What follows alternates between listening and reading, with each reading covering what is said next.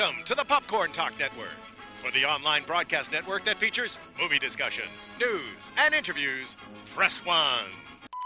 Popcorn Talk. We talk movies.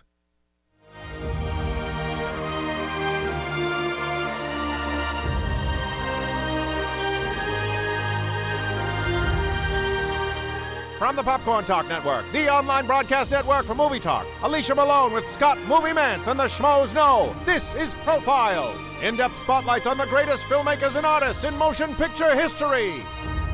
Hello, Profilers! Welcome to another first in our show. This is the first time we are spotlighting a directing duo, the Coen Brothers. Yes. Every time we do a profile show, what you are going to get is the most fun, the most informative, the best movie show / podcast in the world with the best looking hosts, Alicia Malone and Scott Mantz. This is all you need. We're going to have a great show today, Alicia Malone. I just walked in the door from Berlin. Literally just walked in the door from Berlin. Plane, got in my car, raced over here because I didn't want to miss out on talking about the Coen Brothers. And it was actually really great on both my flights to and from Berlin. I watched a ton of the movies again for the millionth time.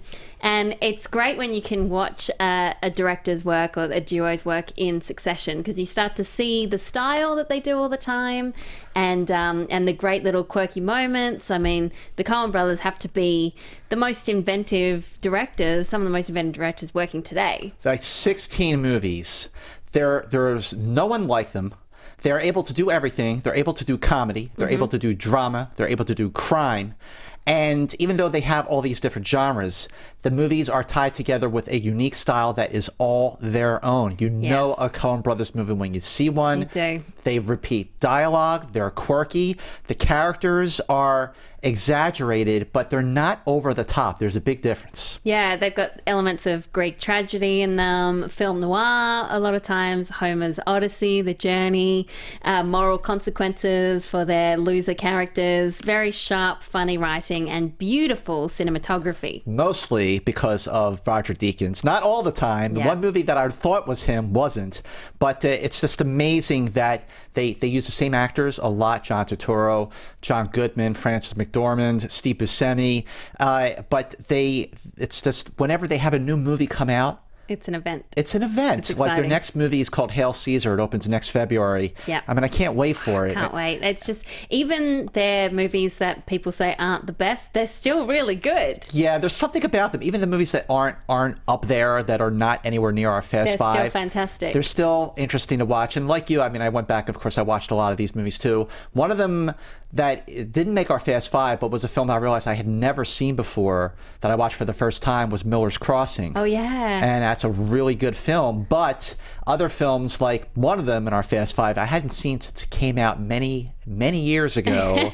And it was a film that absolutely had a completely different impact on me because of the, sort of expertise we have now, the subject matter. They've made masterpieces, they've made cult classics, they alternate top billing, and they often edit under the name Roderick James. Right, and it's interesting how Joel directs, Ethan produces, they both write, but they actually do both direct. It was like guild regulations stipulated that they couldn't both be credited until they were an established directing duo. Right. And finally in 2003, I mean, it sure took the Academy long enough, but they were, the Directors Guild long enough, and they were finally allowed to be co-directors. So the first film that actually has directed by Joel Coen and Ethan Coen was The Lady Killers from 2004. And I realized when rewatching a couple of these movies that they must love Stanley Kubrick, because there's some similarities to Kubrick, the cinematography with the one-point perspective,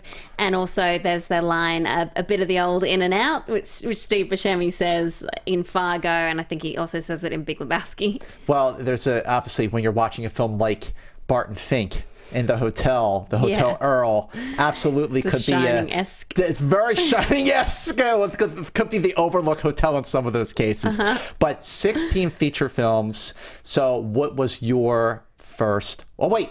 We're going to do It's a Wonderful Life. It's a Wonderful first. Life, yes! Because I cut together a little video. It's a difficult one this time because we're talking about two people, but have a look at the wonderful life of the Coen Brothers. Joel David Coen, born November 29, 1954, and Ethan Jesse Coen, born September 21, 1957, were born and raised in St. Louis Park, Minnesota. After Joel saved up enough money from mowing lawns to buy a Super 8 camera, the brothers remade movies they saw on television. Joel studied film at New York University, while Ethan earned his undergraduate degree in philosophy from Princeton. In 1984, the Coens wrote and directed their first commercial feature, Blood Simple, which contained many of the signature elements that would define their career. Film noir, dark humor, unflinching violence, a botched crime, and layered plot twists. Together, the Coen brothers have been nominated for 12 Academy Awards, plus one individual nomination each. They have won 4 Oscars as a pair, including Best Picture and Best Director for 2007's No Country for Old Men. Yay! Yay! Wow, Alicia, I got to tell you, you are an amazing editor. You are an amazing editor. I'm a machine. I was doing that last night in Berlin. And now here you are, watching it, listening to it on our live feed. Thanks always to Kenny, the pit boss, for lending his voice. Amazing. Brilliant voice. Okay, so now let's get into First Blood. What was your first blood? I was going to ask you that question. Oh, okay. Well, mine was Fargo. Okay. So I remember when? I was quite young, but I remember seeing it on VHS. Okay. So it was after it came out in cinemas. And I just remember I kept hearing about the wood chipper scene. and I hear about a lot of things. And I remember when Frances McDormand won the Oscar as well. And so I was like, I have to see this movie. I have to check it out. And I loved it. And then from then I was like, who are these Coen brothers? And I went back and watched some of their previous ones. And then ever since then, it's been like, when's their next movie coming out? Well, I moved out to LA in December of 1991. So 3 months before that, I went to the movies to see a film called Barton Fink. Oh, that's perfect. Just before you came to LA. Yeah, I was... Perfect timing. Well, it was perfect timing, but my reaction after watching that movie was, what am I getting myself into? Yeah, it's because, gonna be like this. You know, I remember my parents talking about Raising Arizona and Blood Simple, but I hadn't seen either of those films, and Miller's Crossing was 1990, but this was the first Coen Brothers movie I saw in the theater, and I was struck by just how ambiguous it is, how completely stylish and surreal it is. Mm-hmm. I'll never forget, and this is only because I had seen it once until about 3 days ago. Yeah. And I had never forgotten the ending with the fire. So great. And John Goodman's character is just so like, who is this guy? Yep. And what does the hotel represent? But it was such an unpredictable, unforgettable, chilling, haunting, stylish, like it was just left such an impression for all those years. But that was my first blood, what actually brings us to... Yeah, that brings us to our Fast Five, number 5, which is... Yeah, it's just the 3 of us now. What's that expression? Me, myself, and I. Barton Fink. Shocker. Perfect timing. Released on August 21st, 1991. 3 Oscar nominations. Costume design, art and set design. Supporting actor for Michael Lerner. But even before it got nominated for those 3 Oscars, it swept the Cannes Film Festival, winning Best Actor for John Turturro, Best Director for Joel Coen, and it won the top prize, the Palme d'Or. And then after that, Cannes instated a rule that now no film can win more than 2 awards. That's the last time it's ever happened. No way. Yeah. But I think Barton Fink is one of the Coen brothers' best movies. I think it's also one of their most underrated films. Agreed. They wrote it in 3 weeks while taking sort of a writing break from writing Miller's Crossing. And so it's a very meta movie because it's a film which makes fun of films. It's about a screenwriter suffering from writer's block while the Coen brothers were suffering from writer's block. And as you said before, it's really ambiguous. It's open to interpretation. The Coens say they will not explain it. It's up to everybody to say what they think of it. It's very surreal. It's like a surreal horror film. And no other movie, I think, quite captures the creative process that writers go through and the hell writers go through. Literally, than this movie. The sounds, the sound design, the noises, that you feel the heat, the wallpaper peeling off. If people haven't seen gross. it, you it's really so gross. have He's to trying see to put this the wallpaper back up. Yeah. Okay, well, now that we talked about how ambiguous it is, what is your take on, what do you think it means? Well, I think it does represent the hell going inside his head when he's trying to create a story, when he's not feeling very creative. He's not inspired by the material. He has to write this film and he doesn't want to, and he's just doing it for the money. So I think it's all kind of representative. I remember when I first saw it and John Goodman's character walked in, I thought, is he a real person or is he just a figment of the imagination? So I'm going with it's all a figment. Well, this movie cost $9 million to make. It only made $6 million at the box office, so it was not a hit by any means. Even though it's definitely one of their best movies, yeah. Like you said, very underrated. I think it's their most ambitious film. I think it's their most symbolic film. As for what those themes, yes, the writer's block, Hollywood, World War II. And then it's like starts out as a satire and then turns into a mystery. But the themes sort of I got out of it the second time around. Because it takes place in the early 40s. I thought it was a metaphor for the rise of fascism, the rise of Hitler and the Holocaust. Because the way Barton Fink, played by John Turturro, sort of buys into Hollywood, thinking he's doing like good and thinking, oh, everything's going to be just fine. There's nothing to worry about. It was sort of a metaphor for how people did not immediately see the threat of Hitler until it was too late. In fact, Roger Ebert, the great Roger Ebert, wrote in his review, he referred to it as the rise of Nazism. Barton Fink is painted as an ineffectual left-wing intellectual. He sells out while telling himself he's doing the right thing. He does not understand that fascism had a seductive appeal. Well, one great thing about this movie is it doesn't matter if it all makes sense to you or not. And actually, some of the questions you might have about the film, you might not want answered. It's that uneasy feeling that what's in the box? What is in the box? What is in the box? It could be much worse than anything that is actually in the box. It's a very Hitchcockian thing. What movie did you think about when you were... Seven. Yes, Seven! Give it up! A high five! First of the day! Well, a lot of people on the YouTube chat right now say they haven't seen Barton Fink, so do watch it. Do watch it and let us know what you think. Yes. I also, Ethan Coen said in 1991...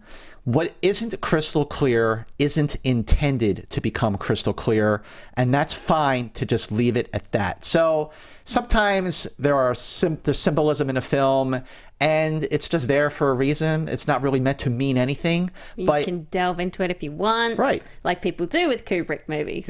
With Kubrick, with the Coens. Yeah. And Liam Logrand says, the Coen Brothers film that doesn't get enough acclaim as it should, in my opinion, is Barton Fink. Yay. While considered a period piece, there can be no doubt that the issue of writer's block is timeless, and the film perfectly represents this through the metaphor of the hotel, the backdrop for this obscure and quite possibly serial story. This is the Coen Brothers' most ambitious film, and there's no definitive answers provided to explain a vast amount of plot points, such as what's inside the box. However, I think that this decision benefits from the film significantly as it demands repeated viewings, which it does, which isn't bad in this case if the film is endlessly rewatchable. This is a perfect metaphor for writer's block that ranks among the best films about Hollywood. Well, one of the scenes in the film with the fire, also the painting or the picture in the beach. Oh, the girl, yeah. So many of those could be in our right stuff. But it's not what I chose. What did you choose for your right stuff? I have a feeling I know what it is, but you tell me. Really? Okay. Guess. What would you guess? I'm going to guess the same one that I picked. What did you pick? No Country for Old Men? No, I didn't actually. I didn't go for that one. I went for Fargo. Okay. It's a really simple scene. It doesn't actually have any of the main characters in it, but it's when they're talking, the police officer goes to the guy's house who's calling in, seeing that he's a little guy, kind of funny looking. Yeah. He's just, how is he funny looking? Just a general kind of funny looking. It's just idle chit chat. And the reason I love it is because of the dialogue, and I think it represents what the Coen Brothers do so well with Fargo, where they use that sing-songy Midwestern accent. Yeah. And and they have the back and forth. Oh yeah, well thanks a bunch. You know? Yeah, you betcha. And I just like how it's just a scene out of nowhere, and it just is so fun to watch and so funny, and it just that little bit shows you why that movie won Best Screenplay. Definitely did. Just little details in that movie. I thought for sure that you were going to pick. He's a little guy, kind of funny looking. Kind of funny. Like, you betcha. You're darn tootin'. Darn tootin'. Darn tootin'. But you went No Country for Old Men. I almost did the call it friendo. That scene in No Country for Old Men when Anton Chigurh goes to the convenience store, the gas station, and he tells the poor, helpless guy behind the counter. He's just trying to be nice. He's just trying to be nice. He says, call it. He goes, well, I'm not going to call it till I know what I'm calling it for. And then it becomes apparent to him as he's starting to sweat that his life is on the line. But here's the thing. He has a 50-50 chance of living, and that's a lot better odds than most people who run into Anton Chigurh wound up getting. Exactly. But that scene just... But you can't win with him. Like, No, you everything can't. the guy was trying, he would just come back at him. He kept coming back at him. Yeah. And he finally just said, call it. He kept saying he would not give up. And whenever he walked into any scene, you just knew that whoever he talked to was screwed, except in another case. Well, we'll talk about that. But there was actually another scene that I wanted to use as a runner-up. Yeah. As I wanted to mention, Inside Llewyn Davis. Yeah. Which I absolutely love that movie. The scene near the end of the film when he goes to see his father, and his father is demented or just completely out of it. And the father is not acknowledging him at all until he starts singing. And he's singing, and the father looks off out the window, and he closes his eyes, and he starts to cry. Yep. And then he's done with the song, he turns back to him, and he goes right back to the way he was. And even Oscar Isaac as Llewyn Davis is like, wow. Yeah. Like he made this connection. I almost chose from Inside Llewyn Davis the please, Mr. Kennedy. I love that. And Tyler Scott says that he would choose when Llewellyn sings Fare Thee Well.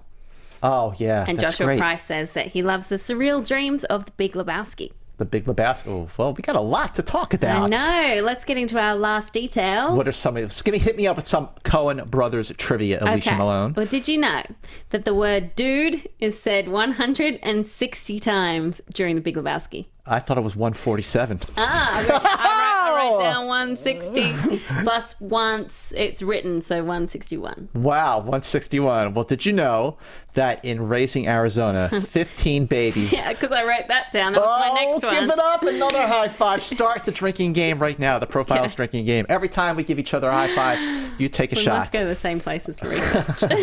What else you got? Well, yeah, that's what I was going to say.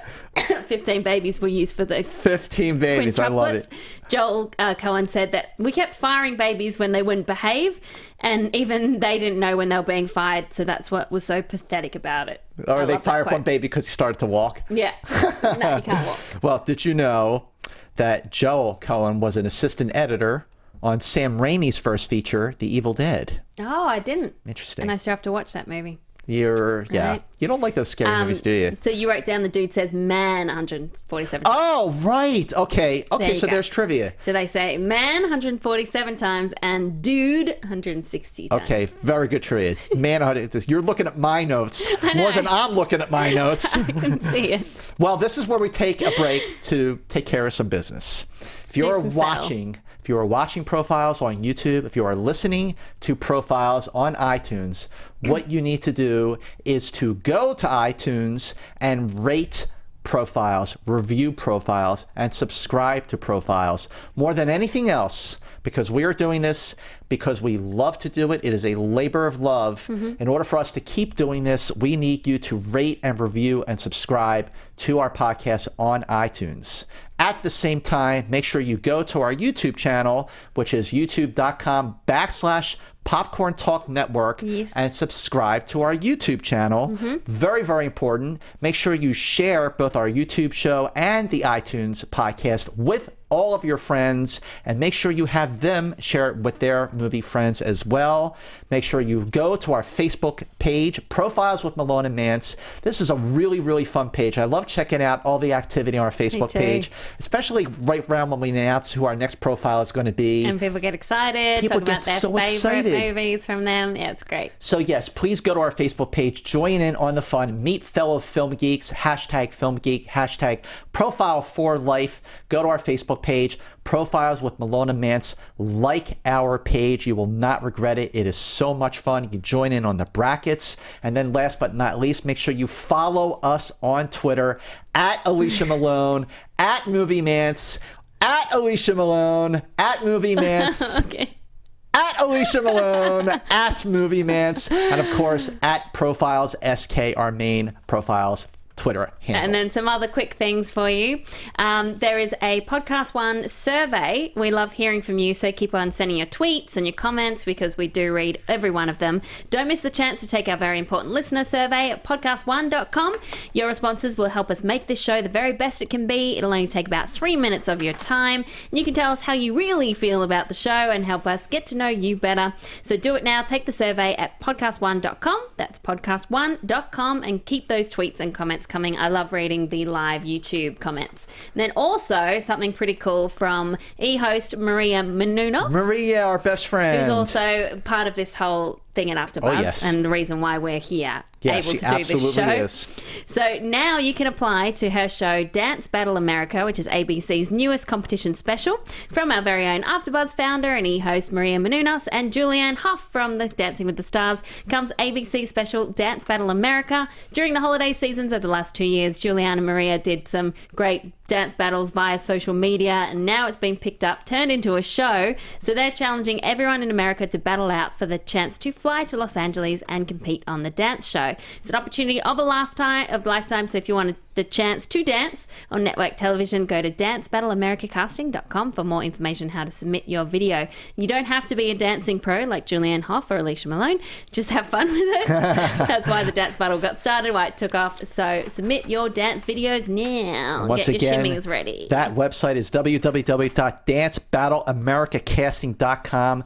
Go now. Good work. Business Back done. To the show. We are at number 4 in our Fast Five, which is Cincinnati. Yeah. I love this I bit. got it. What? I got it. You got Cincinnati? Yeah, you want it? Could I have it? Should I bring it in? I just love that scene, so I had to include that.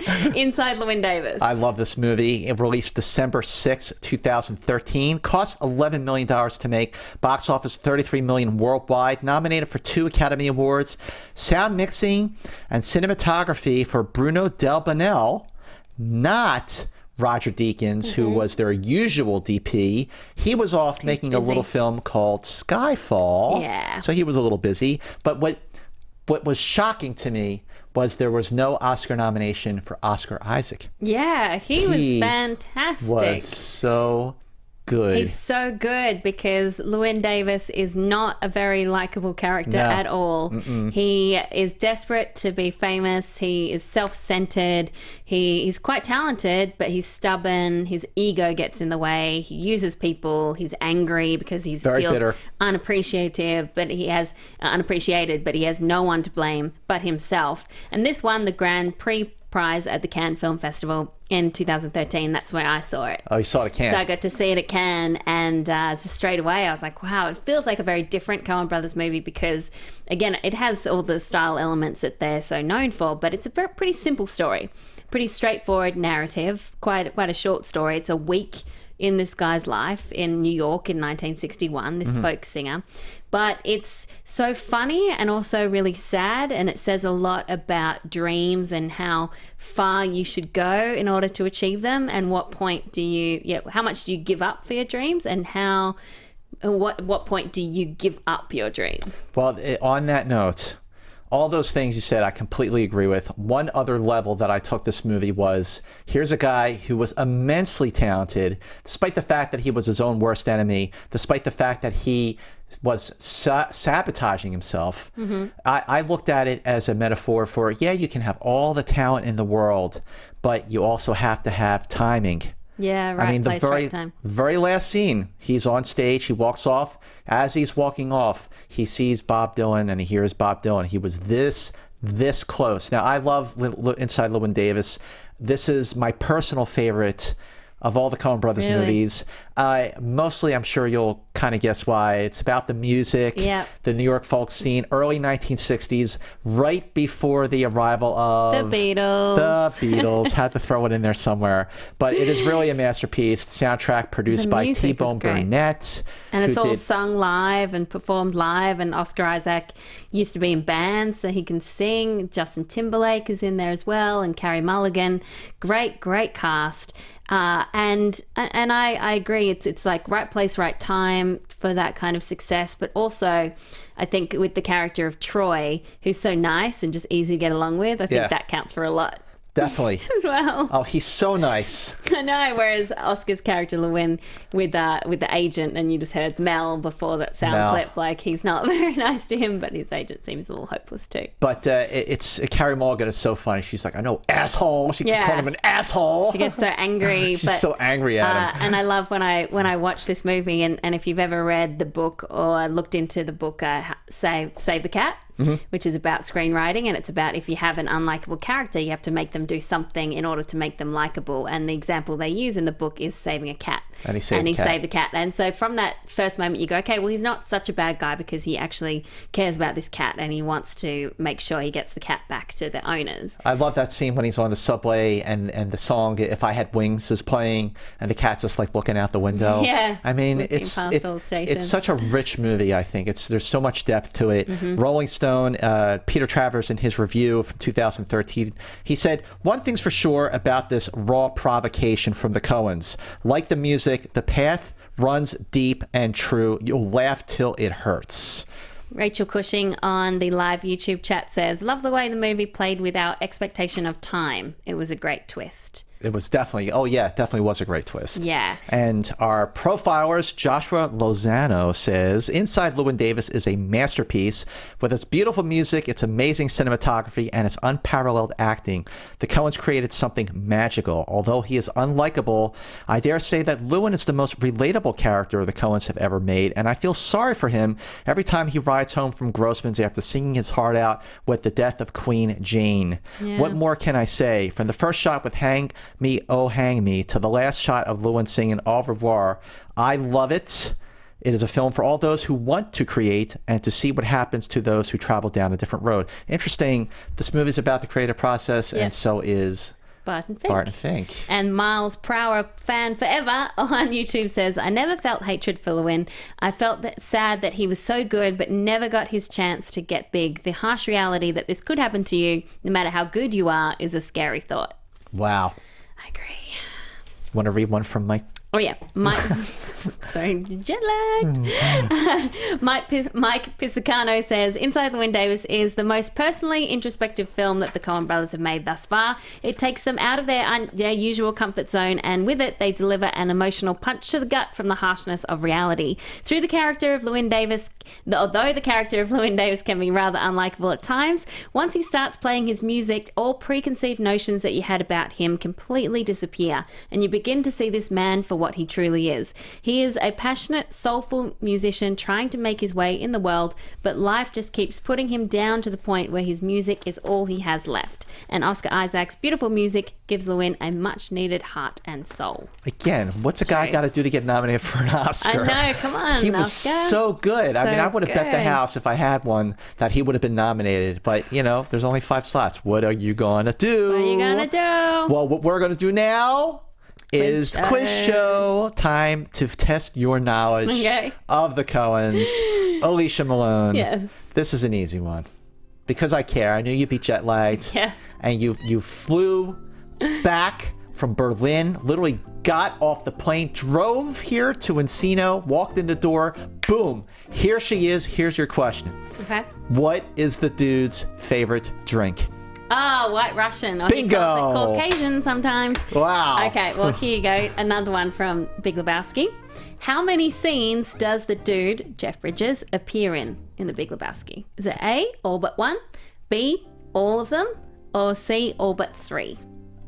I'm going to say all of them. All of them! Yes! You are right! The Even Mantz when the abides. nihilists are eating pizza in the diner, or ordering pancakes and stuff in the diner, you see in the background him and Walter drive past in a van.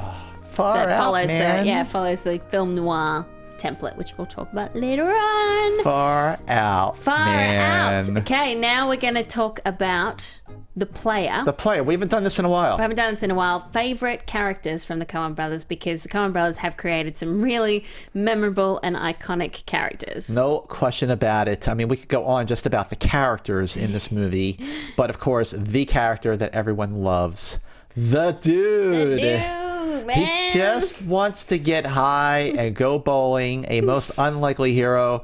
Jeff Bridges, who would have thought that this movie would be just such an iconic movie, and we'll get to more of that. Who else do you have on your list? Marge Gunderson. Yep. Frances McDormand from Darren Fargo. Tootin. Darren Tootin. She's so lovely, delightful, hardworking, unlikely hero, pregnant. She loves Norm. Their relationship is so great. Sweet. Yeah. And of course, Frances won the Best Actress Oscar for this. But she's so sweet, but she's also really wise. Yeah. And very smart. Yep. And she figures it out. She figures it out. She never breaks a sweat doing it. And she eats Arby's. Right. Anton Chigurh. Oh, yeah. Yes. Call it Friendo, one of the best movie villains ever. Psychopath. You do not want to cross this guy's path. No.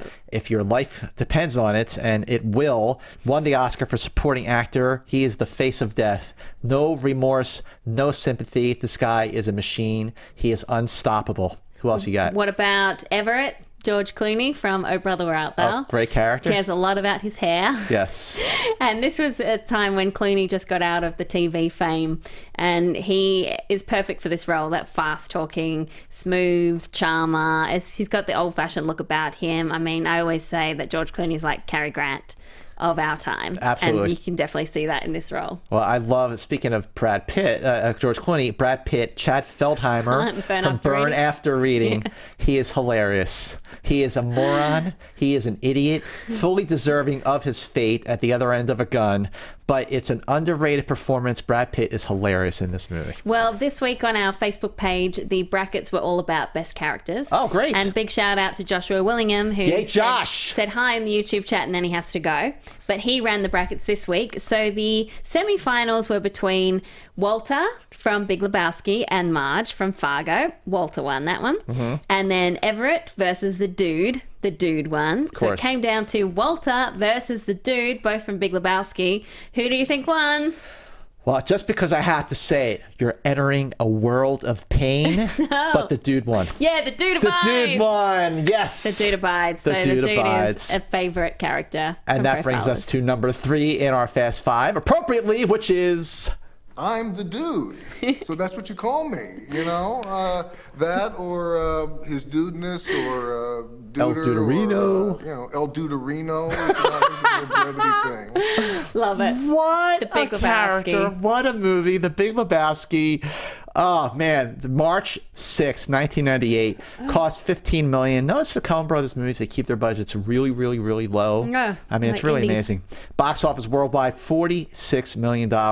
This is the Coen Brothers' funniest movie by far. It is. It didn't go very well at the box office, but it became a cult classic. How did that happen? Once it came out on DVD, I think the stoners started watching it, and then it got really famous. But it's really clever. I mean, this is a crime comedy. It's a film noir. It follows the template. It was inspired by crime author Raymond Chandler and his work. The Big Sleep. Yeah, like The Big Sleep, those classic film noirs that you would imagine Humphrey Bogart in. It follows exactly that template. Joel Coen said, we wanted to do a Chandler kind of story, that how it moves episodically and deals with characters trying to unravel a mystery as well as having a hopelessly complex plot, which doesn't actually mean anything. Because it's same in, if you see The Big Sleep, the film noir, that's such a complex mystery going on. At the end, it's not really even a mystery. Same here. Same here. It's not even a mystery at the end, but it's so much fun watching them on the journey, and these characters are fantastic. The characters are, again, exaggerated, and maybe Walter is a little over the top in this movie. This so is what annoying. happens when you F a stranger in the ass! Or what they say in the TV version, this is what happens when you find a stranger in the Alps. In the Alps. What? So weird. Oh, that's TV for you. But this is what happens when you F a stranger in the ass. He always has to bring it back to Vietnam, and Shomer his effing character Chavez. is so annoying because he keeps screwing everything up. He's absolutely the guy you do not want by your side. Interesting how this movie is about bowling, but you never actually see the dude bowl. No, you never see him bowl. You never see him and bowl. And poor Donnie. Donnie just gets told shut up, Donnie. Shut up, Donnie. Over the line! Yeah, oh gosh. Yeah. Over the line! There's so many great moments, so much quotable dialogue in here. The rug really tied the room together. Oh, the rug really tied the room together. I mean, it's the kind of movie that every time you watch it, you get something new out of it, because there are layers to the story and layers to all the characters. And that's why it became a cult hit. Great actors like Philip Seymour Hoffman in there as well, and Steve Buscemi. It's Peter Stormare's one Peter of the Stormare. and Flea from from Red Hot Chili Peppers as one of the nihilists. So it's just awesome. I was just watching it on the plane on the way here. In Variety, Todd McCarthy said at the time he was not one of the critics who liked it initially. Adds up to considerably less than the sum of its scintillating parts, where Roger Ebert said it's weirdly engaging, like its hero. So just to give you an idea of just how it was so mixed. I remember when I first saw it, it was their first movie after Fargo, which I thought was a masterpiece. And then I see The Big Lebowski, I'm like, yeah, it was okay, you know, it had its moments, I guess. But then it just caught on, and now they, you know, in 2002, they had the first Lebowski Fest, a Big Lebowski convention in Kentucky, and they've had them all over the country. And Jeff Bridges has showed up, Steve Buscemi. There's a Big Lebowski store in New York, and there's also a religion. Dudism. Dudism. What is Dudism? Dudism, it's about taking it easy. And over 130,000 Dudist priests have been ordained via the website since started in 2005. So it's literally a cult movie. It is such a cult movie. And what about Jesus? Oh, John Turturro. And I know he's been wanting to make his own standalone Jesus film for a while. So I don't know if it's ever going to happen, but he's keen to. But that character, just little glimpses of all the characters are so funny. It's so funny. It's so funny. Yeah, that was another film. As well. Watched it again, and I just like every time I'd seen it, I think it's just been like 4 times, but every time I watch it, I like it more and more every time. The surreal dreams as well. Yeah, there's a dance number in the movie. Yeah, and Maud Lebowski. He just wants to just get stoned and drink his White Russians. And just wants his rug. Don't pee on his rug, man. He's sitting. Oh, it was so funny when, you know, the guy's coming in the beginning and the thug picks up the bowling ball. He goes, "What's this?" And he goes, "Obviously you're not a golfer." Yeah, obviously you're not a golfer. At least I'm house trained. Well, Mark Todai loves The Big Lebowski. Hi, Mark. Hi, Mark. He says, The Big Lebowski is my favorite Coen Brothers film. I saw it not long after it was first released, but I just didn't get the film nor the humor in it. In fact, I didn't like the movie for years until just last year when I bought it on DVD and revisited it. Not only was Jeff Bridges' performance as everyone's favorite stoner hilarious, but I also thought the late, great Philip Seymour Hoffman gave an equally funny and awkward performance in the small amount of screen time he was in. Yeah, his like laugh. The Big Lebowski is certainly worth a revisit if, like me, you're silly enough not to enjoy it or get it the first time around. Well, Billy Polihan says The Big Lebowski to me is the embodiment of what a Coen Brothers film is. The dark humor, ridiculous situations, and the characters. Oh man, the characters make these men the most unique in all of Hollywood. The plot is simple, misunderstanding that turns into one hell of a ride. The film is so quotable, I use them on a daily basis, but the screenplay, the cinematography, the memorable characters, that's what really makes this a classic. The dude abides, #filmgeek, #profiler for life. Liam Legrand is saying, I don't see any connection to Vietnam, Walter. And a lot of people saying that rug really tied the room together. Such a great movie. I love the repeating of the dialogue. Yeah. And they said that 5 times in the film. That rug really tied the room together. Yeah, I love it. But there are so many other Coen Brothers movies that didn't quite make our list, but are still worth mentioning in the others. I really like The Serious Man. Me too. 2009. I really liked it because I love the cinematography. I call it cine porn because you can pause it at any moment and it just looks spectacular. The production design as well. And the story it told and the ending too. What was the meaning of that ending? I don't even know. I mean, he sees a tornado coming and that's it. And then it stops. Yeah, it's all about the what is it? It's about the Jewish diaspora but it's so simple. It's so striking in the beginning of it as well. Well, it feels like a fairy tale almost. It feels like their most personal film. Yeah. Because it is their most personal film. I love Burn After Reading. I think it's really funny. And this was a film that followed up just a year later. It followed No Country for Old Men. Mm-hmm. How do you top No Country for Old Men? Well, you don't. And this was a film that, like The Big Lebowski, is about nothing. Yeah. It's about nothing. In fact, the last line, a bit of dialogue in the film with J.K. Simmons, the plot is pointless. He goes, "So what did we learn? I don't know." Yeah. I've loved that. This lying on the floor there. What's just lying on the floor there? I really liked Ben after reading. Yeah, it's funny. Remember what you find when George Clooney's building something in the basement. You don't know what it is. Oh my god! And then you see what it is. You're like, that was hilarious. Insane. But I love that. Oh Brother, Where Art Thou? Yep. Which was almost my number 5 pick. It's number 6. It's number 6. Yeah. It's a Homer Odyssey mixed a bit with Sullivan's Travels. It's a crime, fairy tale, road trip, movie, musical. It's got everything. It's all in one. It's got some magical realism in there, surreal moments. George Clooney's character I love, like I said before. And the cinematography, once again, the grading of the film looks so beautiful. And I love the song. Oh, the music is great. The Man of Constant Sorrow. The whole album is fantastic. T-Bone Burnett won a Grammy for it. What do you think of the Hudsucker Proxy? Yeah, it's all right. For kids. For kids, yeah. For kids. For kids. This is the Coen Brothers' most overtly commercial film, even though it wasn't a big hit. It came out in 1994. Tim Robbins is hilarious in this movie. Go Eagles! Yeah, go Eagles. I also didn't mind Intolerable Cruelty. The comedy not on my list. With George Clooney and Catherine Zeta-Jones, because it felt like a throwback to the screwball comedies. Well, I liked the fast, like zing, zing, zing. Screwball comedy. I don't know if it's a screwball comedy, but it's definitely a comedy. Is Raising Arizona from 1987. Their first comedy. Blood Simple, their first movie. Very, very intense. Had a lot of signature moments that would follow them throughout the next 30 years. Miller's Crossing, which I just finally saw for the first time. Yeah, I did like it. Not on my list of Fast Five, but I was like, okay, I'm glad I watched it. Good movie. And I also thought an interesting experiment was The Man Who Wasn't There.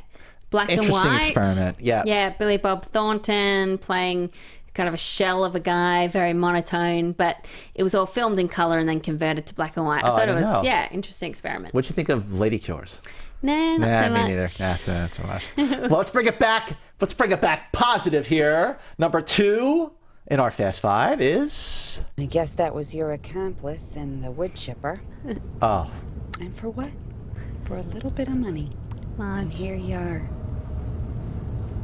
And it's a beautiful day. Oh, Fargo. Marge telling it like it is. March 8th, 1996. Cost $7 million to make. Box office was $60 million. 7 Oscar nominations, 2 wins. One for Best Actress, Frances McDormand. The other for Best Original Screenplay.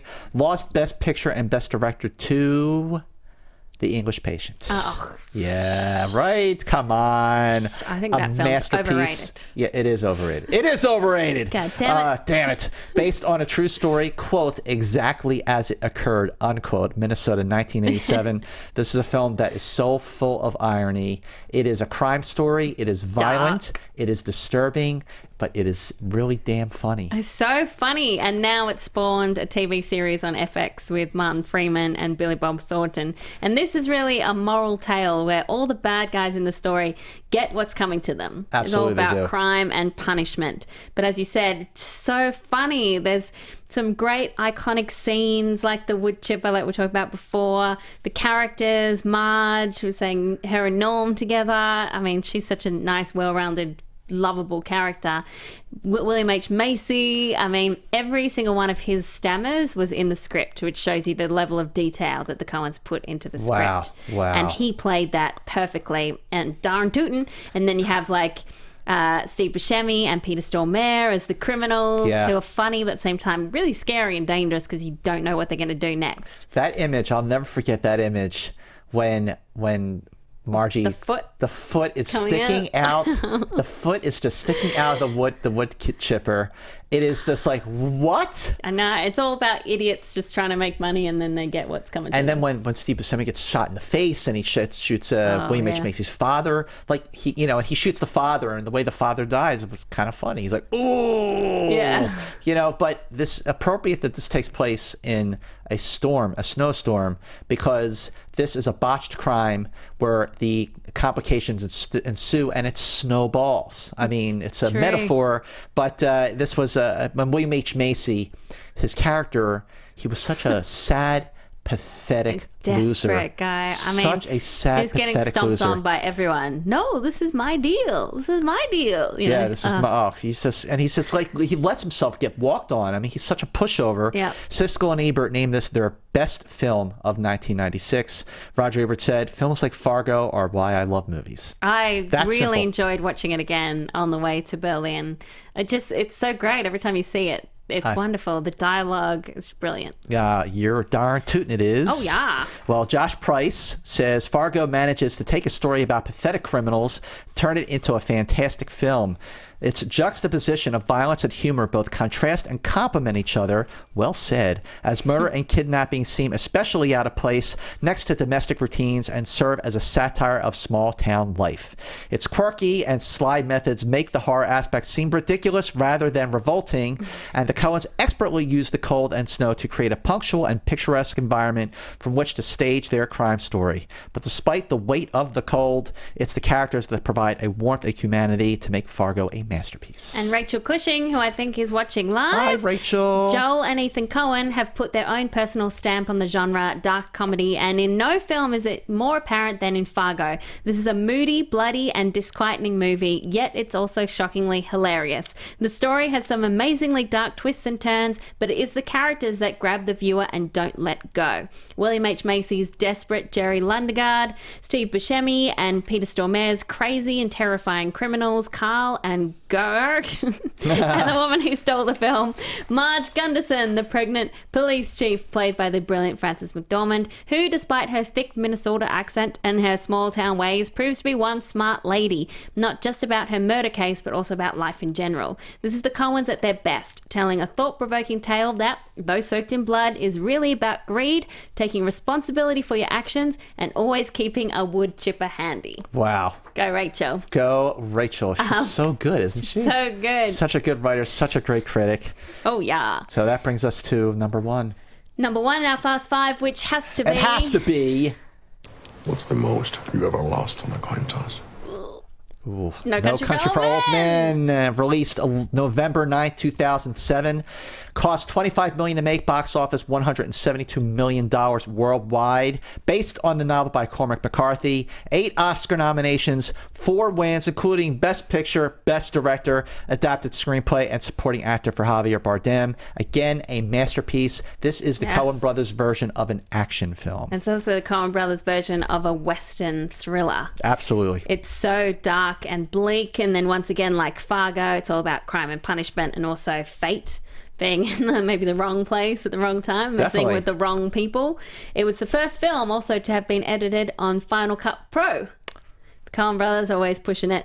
Premiered at Cannes, and full of violence, but it's violence set in this beige landscape, this beige, bleak, very bleak, desolate, but beautiful landscape. Yeah. And the characters are really memorable. The actors are brilliant. Josh Brolin, he's a good guy, but he's a bit greedy.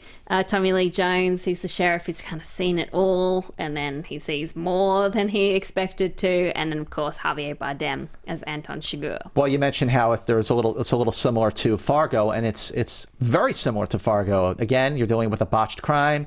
You're dealing with a case full of money. In fact, the case of money that they used in Fargo looks a lot like the case of money that Llewyn Moss is using in No Country for Old Men. Yeah. So I was wondering if that was like it's deliberate just to sort of like tie the movies together. And then you have sort of an elder cop who's just like the good soul of the film. You have Margie, now you have Tommy Lee Jones's character. Except unlike Fargo, I don't think all the bad guys get what they deserve. What did you think of the ending?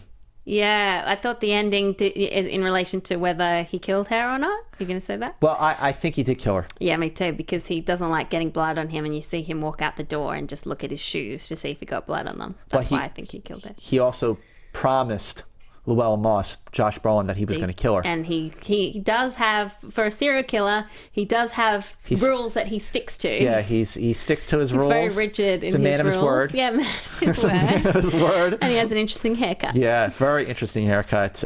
This is an amazing cat and mouse game.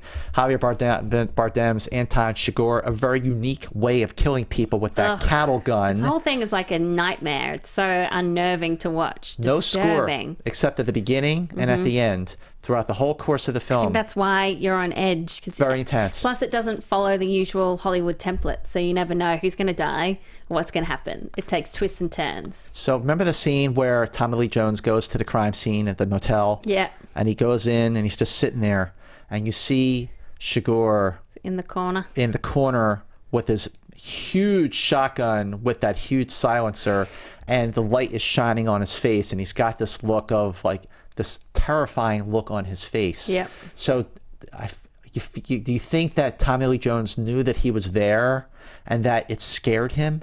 Because that's what I sort of got out of that monologue he says at the end. Yeah, maybe. Like it like freaked him out a little bit. And here's someone who'd seen it all, and he realized that you can't stop it. You cannot stop evil. Yeah. You know, and just... He's an old man. You gotta walk away. Yeah. I mean, the New York Times, A.O. Scott said in his review, for moviegoers sent into raptures by the tight editing, nimble camera work, and faultless sound design, this is pure heaven. And then bringing it back to Roger Ebert, No Country for Old Men is as good as a film as the Coen Brothers have ever made, and they made Fargo. Yeah. Axel on the live chat says Chigurh has a Beatles haircut. Would you agree with that? Maybe a little. bit. Yeah, the Beatles' hair was longer in the front and shorter in the back. Oh, okay. So, but it did look kind of that style. I definitely appreciate the Beatles reference. No one appreciates it more than me in this room right now. And Tyler Myers says Roger Deakins' cinematography is beyond gorgeous. It is. It's gorgeous. So beautiful in this movie. And Joshua Willingham, he says, No Country for Old Men embodies what it means to be a new era Western. A perfect cat and mouse story. Josh Brolin and Javier Bardem work perfectly together. Chigurh is definitely one of the best villains portrayed on screen in the last decade, and the subtlety of Tommy Lee Jones's character balances out the overall feel of the film. Some people dislike the ending, which I thought was completely original and something no one saw coming. It felt like real life and a real situation. That is why I love it so much. And Nikolai Quack ends it off by saying, I love No Country for Old Men. The movie's so perfectly chilling, not just because of the suspenseful cat and mouse game between Anton Chigurh and Llewyn Moss, but also because of the symbolism behind Javier Bardem's character. He is not just a great villain. He is literally the physical embodiment of death and misery, following Moss relentlessly and killing anyone who comes in his path. He lets nothing stand in his way. In a way, he has to kill those people, not because he likes it, but because he gets paid, but because it's just what he does. Yep. The ending of the movie with Tommy Lee Jones's monologue is great, since it sums up the themes brilliantly about the evil that we cannot control or stop. Mm-hmm. It's because of all these brilliant themes, the great direction, and the great acting that I love this movie so much. And Caitlin Bond agree. says, don't get him started on the Beatles. And David DeSoa says, what, does Scott like the Beatles or something? Yes, it is true. And Caitlin Bond also says, please tell me the next episode is on James Horner. That was such sad news about James. Very sad news. So we'll have Couldn't to believe figure out something to do for him as a tribute. Absolutely. We'll figure something out. But before we end it off, one more bit of business again. If you are listening or watching, make sure you go to iTunes and subscribe to Profiles. Make sure you rate and review us. We really need these ratings and reviews to survive. We love doing the show, but the only way we can do that, the only way we can stick around is if you rate and review us. Whether you're watching on YouTube, listening on iTunes, rate and review us on iTunes. Go to our YouTube channel, youtube.com/Popcorn Talk Network. Subscribe and watch and share the show with everyone and have them share it with everyone too. Make sure you like our Facebook page, Profiles with Malone and Mantz. We love when people chime in on all the films that they like and they join in with the brackets. It's really very, very interactive, as you can tell. We read all the comments. And we read all our tweets as well. We love when people tweet us. We love when people tweet us. At Alicia Malone, at Movie Mantz, at Alicia Malone, at Movie Mantz. Alicia Malone at Movie Mantz. Yes, she is catching on 3 times, and that gets another high five. So yes, at Alicia Malone at Movie Mantz. And one last time for the rundown. Number 5 on our Fast 5 is Barton Fink. Number 4, Inside Llewyn Davis. Number 3, The Big Lebowski. Number 2 is Fargo. You're darn tootin'. And number 1 is No Country for Old Men. Friendo. And that is a wrap. She closes her book. That's the show. I'm going to go get some sleep. She's going to get some sleep. I'm going to get a bite to eat. Nice. And we will see you next time on Profiles. Until next time, bye.